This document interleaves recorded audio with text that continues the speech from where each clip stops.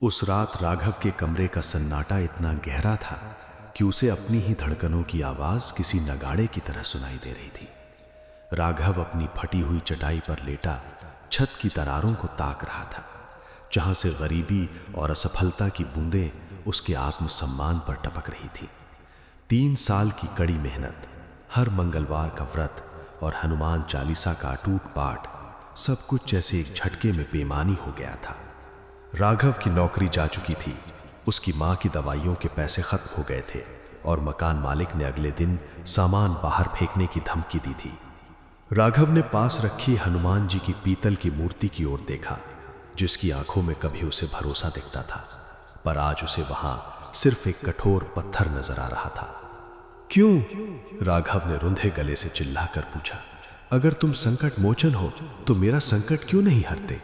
क्या मेरी भक्ति इतनी तुच्छ थी कि तुम्हें सुनाई ही नहीं थी?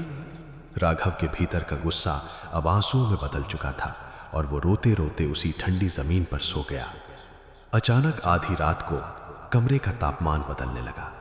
राघव को नींद में ऐसा महसूस हुआ जैसे कोई बहुत बड़ा चुंबकीय क्षेत्र उसके आसपास बन गया हो। कमरे की हवा जो पहले उमस से भरी थी, अब चंदन और जलती हुई धूप से खुशबू से महकने लगी। राघव की आंखें खुली तो उसने देखा कि सामने रखी लकड़ी की पुरानी कुर्सी जो टूटने की कगार पर थी, अब सुनहरी आभा से चमक रही थी। उस कुर्सी पर एक विशाल आकृति बैठी थी, जिसके शरीर का रंग तपते हुए कुंदन जैसा था। राघव की चीख निकलने ही वाली थी कि उस आकृति ने अपना दाहिना हाथ उठाया और राघव के पूरे शरीर में एक ऐसी लहर दौड़ी जिसने उसके डर को जड़ से मिटा दिया।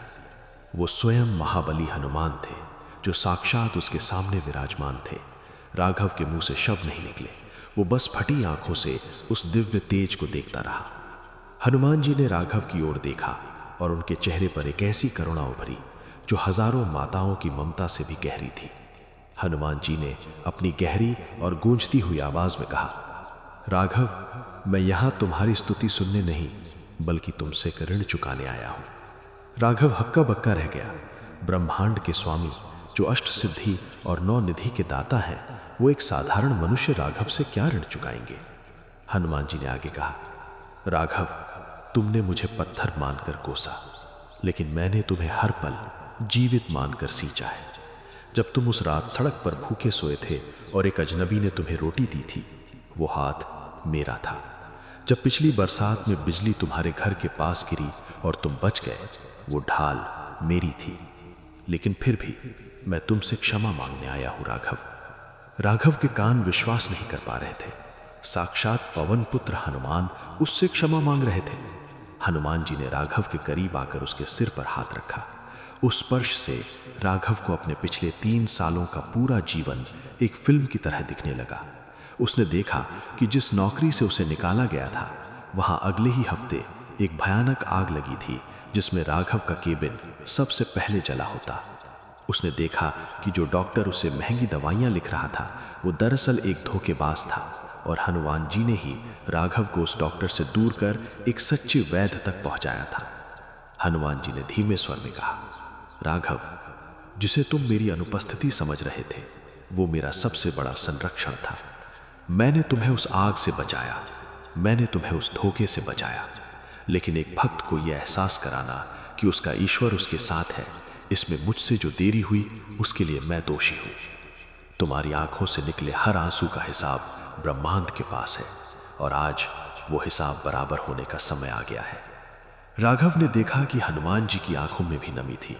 एक देवता का अपने भक्त के प्रति ऐसा अनुराग देखकर राघव का सारा अहंकार और सारी शिकायतें मिट्टी में मिल गईं। हनुमान जी ने राघव के कमरे के कोने में रखे एक पुराने लोहे के संदूक की ओर इशारा किया, जिसे राघव ने सालों से नहीं खोला था। हनुमान जी ने कहा, राघव, विश्वास का फल कभी कड़वा नहीं होता। तुम्हारी परीक्षा अब समाप्त हुई। इतना कहकर हनुमान जी की वो विशाल आकृति धीरे धीरे उसी सुनहरी रोशनी में विलीन होने लगी। राघव बदहवास होकर उनकी ओर लपका, प्रभु, मुझे छोड़कर मत जाइए। लेकिन तब तक कमरा फिर से उसी पुराने सन्नाटे में डूब चुका था। कमरे में केवल चंदन की वो दिव्य खुशबू बची थी और राघव के दिल में एक ऐसा विश्वास जाग चुका था जो हिमालय से भी अडिग था। हनुमान जी के अंतर्ध्यान होते ही राघव के कमरे की दीवारों पर नाचती सुनहरी रोशनी अचानक सिमट गई, लेकिन उस हवा में बसी चंदन की महक अभी भी साक्षात उपस्थिति का प्रमाण दे रही थी। राघव ठगा सा वहीं फर्श पर बैठा रहा। उसकी आंखें उस खाली कुर्सी को ताक रही थीं, जहां अभी कुछ क्षण पहले साक्षात पवन पुत्र विराजमान थे। राघव का पूरा शरीर एक अजीब सी झंझनाहट और ऊर्जा से भर गया था। उसने अपने कांपते हाथों से अपनी आंखों को पोंछा और उस पुराने लोहे के संदूक की ओर बढ़ा जिसकी तरफ हनुमान जी ने इशारा किया था। ये संदूक राघव के दादाजी का था, जो सालों से कबाड़ के बीच एक कोने में धूल फांक रहा था। राघव ने जैसे ही संदूक के ढक्कन पर जमी धूल हटाई, उसे महसूस हुआ कि संदूक का लोहा अब ठंडा नहीं बल्कि हल्का गर्म था, जैसे किसी ने उसे अभी अभी छुआ हो। राघव ने अपनी पूरी ताकत लगाकर उस जंग लगे ताले को खींचा और ताला एक झटके में ऐसे टूट गया जैसे वो लोहे का नहीं बल्कि मिट्टी का बना हो। राघव ने धीरे से संदूक का भारी ढक्कन उठाया। भीतर कुछ पुराने फटे हुए कपड़े और कुछ धार्मिक पुस्तकें थीं, लेकिन सबसे नीचे एक छोटी सी पोटली रखी थी जो लाल मखमल के कपड़े में लिपटी हुई थी। राघव ने धड़कते दिल के साथ उस पोटली को खोला तो उसके भीतर एक प्राचीन तांबे का पत्र और कुछ सोने के सिक्के मिले। तांबे के पत्र पर कुछ पुरानी लिपि में खुदा हुआ था, जिसे पढ़ते ही राघव की आंखों में फिर से आंसू आ गए। उस पर लिखा था, जो धर्म की रक्षा करता है उसकी रक्षा स्वयं मारुति नंदन करते हैं। राघव को याद आया कि उसके पूर्वज एक छोटे से मंदिर के पुजारी थे और ये उनकी वो अमानत थी जिसे समय के थपेड़ों ने कहीं गहरे दबा दिया था।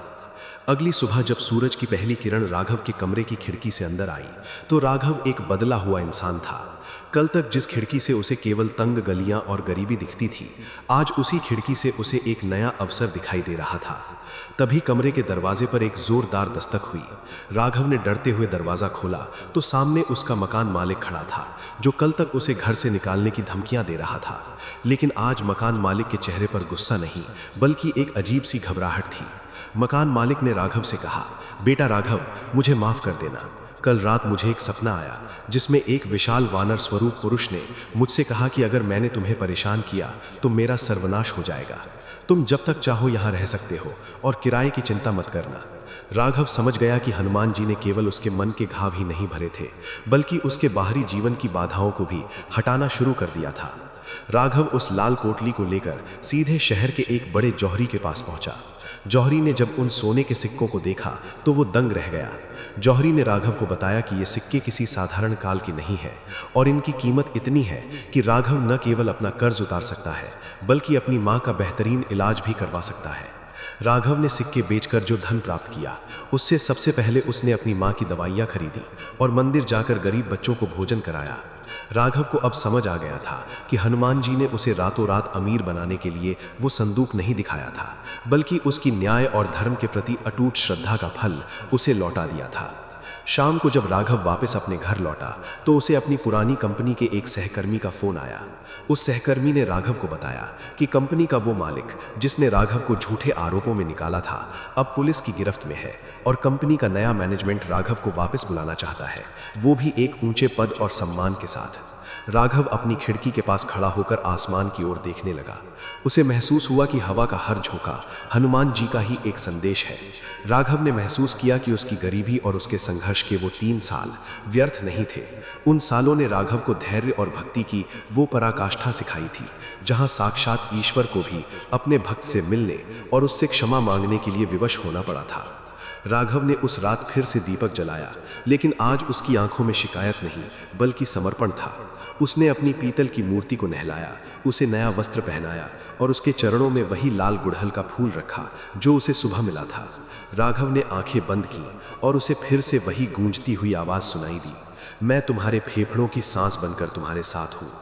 राघव मुस्कुरा दिया, क्योंकि वो जान गया था कि अब चाहे जीवन में कोई भी तूफान आए, उसे रास्ता दिखाने के लिए स्वयं संकट मोचन उसके साथ खड़े हैं। राघव की वो छोटी सी कोठरी अब एक मंदिर बन चुकी थी, जहां एक भक्त और उसके भगवान के बीच की दूरी हमेशा के लिए मिट चुकी थी।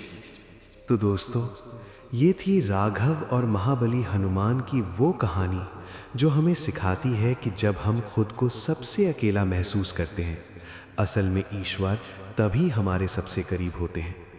अगर राघव की इस अटूट भक्ति और संकट मोचन के इस दिव्य प्रेम ने आपके दिल को छुआ हो, तो इस कहानी को अपने उन दोस्तों के साथ शेयर ज़रूर करें जिन्हें आज थोड़े से हौसले और विश्वास की ज़रूरत है।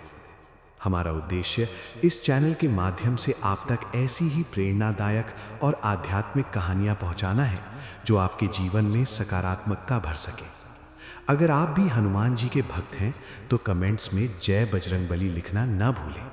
ऐसी ही और भी अद्भुत कहानियों के लिए हमारे चैनल को सब्सक्राइब करें और बेल आइकन दबाएं ताकि आप कोई भी वीडियो मिस न करें। मिलते हैं अगली कहानी में, तब तक के लिए जुड़े रहिए।